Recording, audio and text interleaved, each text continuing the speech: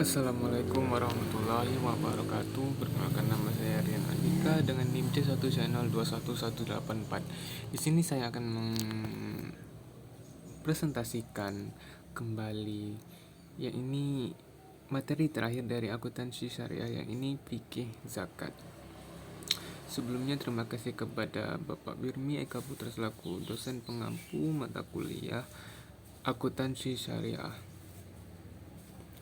Pengertian zakat secara bahasa, zakat berasal dari kata zaka yang berarti berkah, tumbuh, suci, bersih, dan baik. Lalu secara etimologi, zakat berarti aktivitas memberikan harta tertentu yang diwajibkan Allah Subhanahu wa Ta'ala dalam jumlah dan perhitungan tertentu untuk diserahkan kepada orang-orang yang berhak. Zakat memiliki aturan yang jelas mengenai harta apa saja yang dizakatkan, batasan harta yang terkena zakat, demikian juga cara perhitungannya. Bahkan kriteria penerima harta zakat pun telah diatur oleh Allah Subhanahu wa Ta'ala dan Rasul-Nya. Perbedaan zakat dengan pajak. Zakat adalah bentuk kepatuhan kepada Allah, sedangkan pajak adalah bentuk kepatuhan pada pemerintah.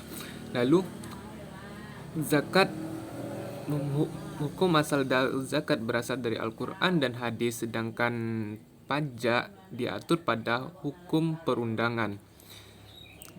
Lalu zakat diwajibkan bagi seorang muslim, sedangkan pajak ada bagi setiap warga negara. Lalu pajak berlaku untuk seluruh dunia, sedangkan pajak hanya berlaku pada negara-negara tertentu. Lalu zakat perlu niat untuk ibadah dan ditujukan pada asnaf yang 8, sedangkan pajak tidak dan ditujukan untuk siapa saja yang menjadi warga negara tersebut.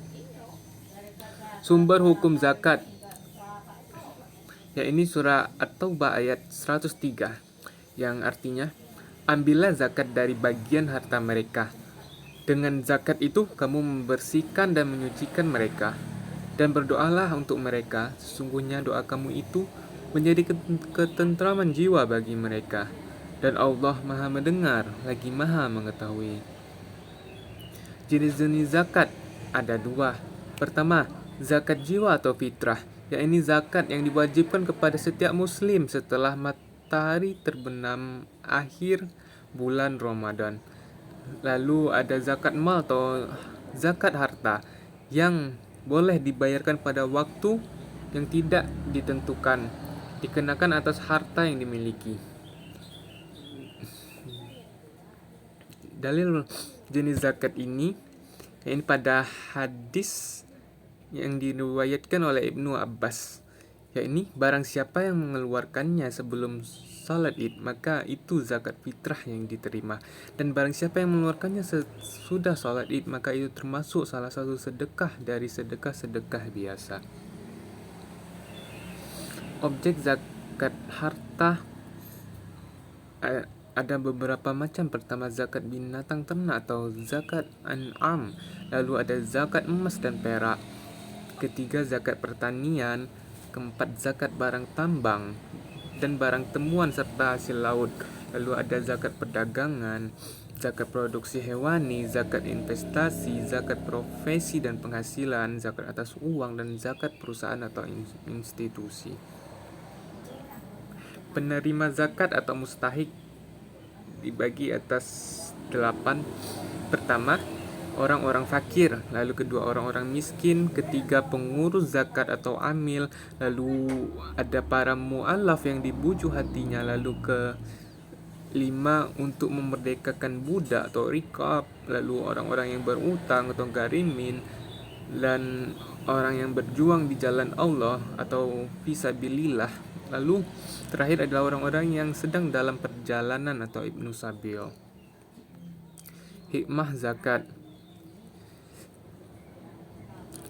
Zakat ada untuk mengurangi kesenjangan sosial antara mereka yang berada dengan mereka yang miskin. Lalu kedua, pilar amal jama'il antara mereka yang berada dengan para mujahid dan dai yang berjuang dan berdakwah dalam meninggikan kalimat Allah Subhanahu wa taala.